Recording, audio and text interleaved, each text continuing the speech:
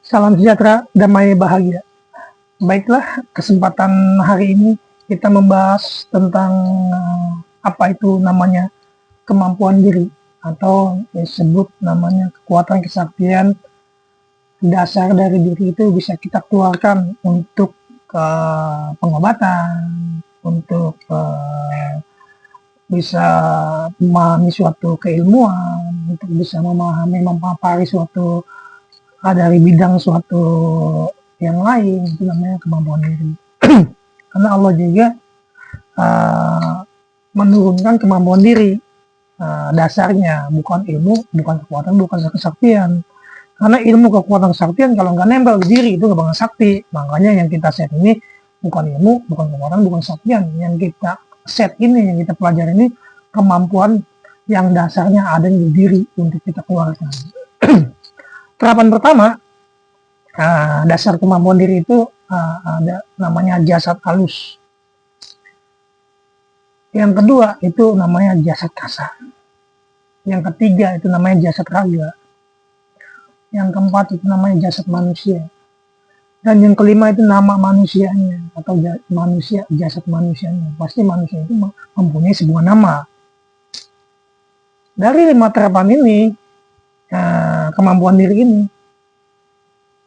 saya pelajari atau wawasannya, dasarnya wawasan kemampuan itu dasar dari Nur Muhammad. Karena Nur Muhammad itu ada 5 bagian.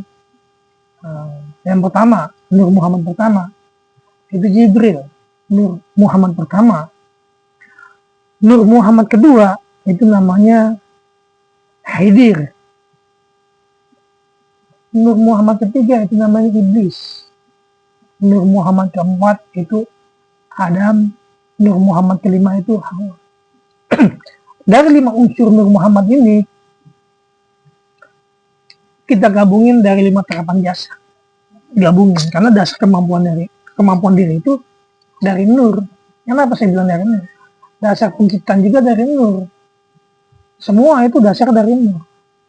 Sampai-sampai kita melaksanakan ibadah juga, ngambil wudhu, sholat, kita pasti dapat nurnya. Di muka kita itu bercahaya. Itu namanya nur, nur penciptaan.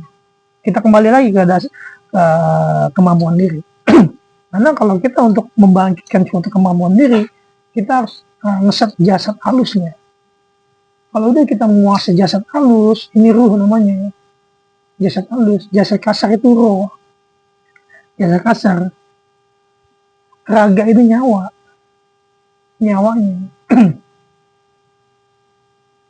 Nah, jasad ini tempat untuk membangkitkan suatu kemampuan diri. Nah, dasar namanya ini kita, namanya siapa? Jadi kemampuan diri itu kalau kita bisa set dari 5 unsur ini, bisa kita gunakan untuk kemampuan ngobatin, untuk kemampuan penyimbang diri, untuk kemampuan dari segala berkomunikasi, berbicara, terus kita saling menghargai, itu namanya kemampuan. Karena kemampuan itu maknanya luas. Kalau kita udah bisa menguasai kemampuan diri, dasarnya Allah juga pernah mengatakan suatu firman atau suatu risalah. Allah tidak akan menurunkan ujian di luar kemampuan diri makhluknya. Dan Allah tidak akan merubah diri dia sendiri kalau bukan diri sendiri berubah. Sehebat apapun ilmu, sekuat apapun ilmu, kalau tidak ada pengendalian, itu rusak namanya. Kenapa saya bilang rusak? Karena dasarnya ilmu itu pengendalian. Kita balikin lagi itu kemampuan diri. Dan tidak banyak yang memahami dan mempelajari kemampuan diri. Karena sulit. Kenapa saya bilang sulit? Dia harus menggali ke diri. Kebanyakan itu tidak ada yang menggali ke diri, dia menggali ke luar. Karena di luar itu berbagai macam ilmu pengetahuan, seperti banyak ajian belut putih, terus ajian siluman ular, terus ajian macan putih, terus ajian harimau. Itu banyak ajian itu. Kalau kita menggali keluar itu ajian itu dasar dari keyakinan, dibalikin lagi dengan pengetahuan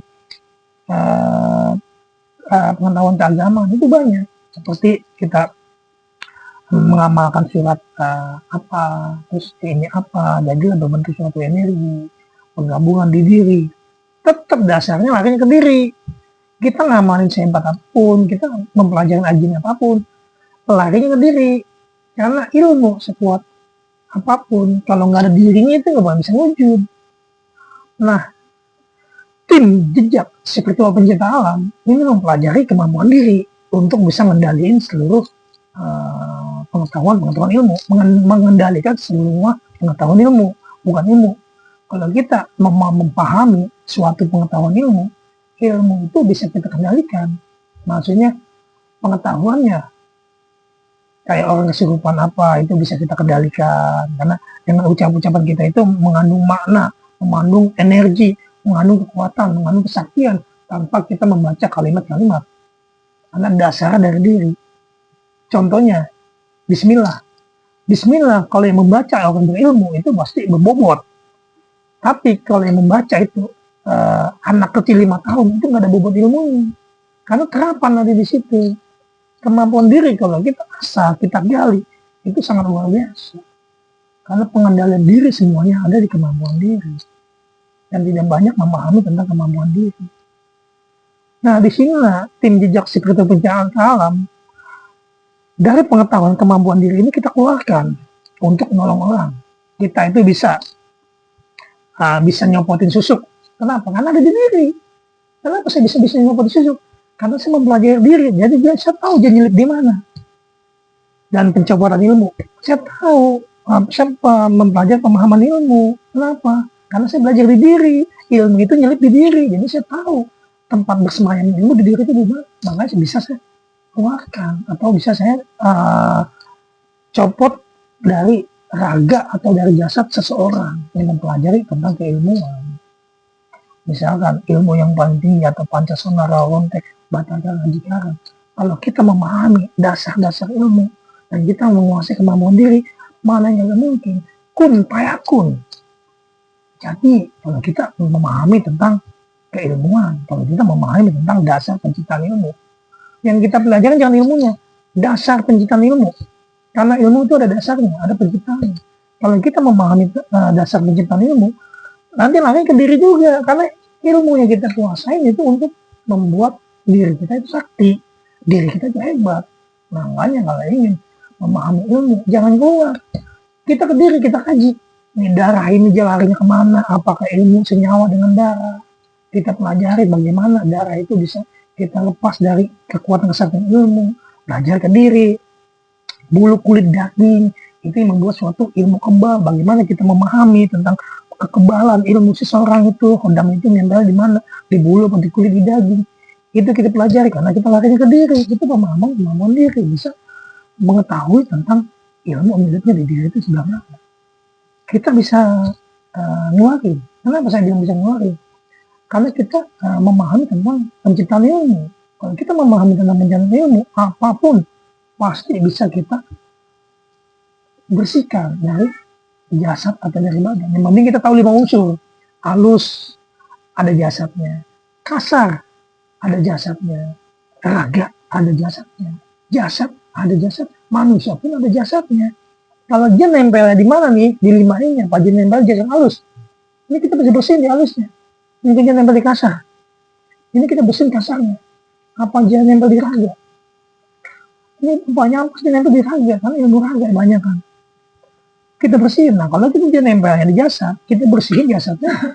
Apa dia masuk benda-benda apa ke jasad? Apakah yang disebut namanya di raja atau sejenisnya atau yang lain? Dia nempel di manusia dikawin atas nama kamu ini, ini. Yang penting kita tahu dasar. Kalau kita tahu dasar, ilmu, kekuatan, kesaktian, karena kalahnya sama pengetahuan. Kalau pengetahuan kita dompleng dengan pengetahuan spiritual, ini terobosan baru, ini pengetahuan baru, ini wawasan baru, yang tidak orang mempelajarinya, dan tidak orang memahaminya. Karena bisa kehitung yang mempelajari spiritual dan supernatural, karena itu keistimewaan, itu skill yang orang tidak menguasai. Makanya beruntunglah kita mempelajari supranatural didasari dengan kemampuan, didasari dengan keimanan, didasari dengan kesadaran, didasari dengan pengetahuan. Tidak banyak yang mempelajari spiritual digabung dengan pengetahuan. Kebanyakan itu mistis semua. Kebanyakan itu lari ke alam goib, lari ke alam astral. Itu tidak ada didasari dengan pengetahuan.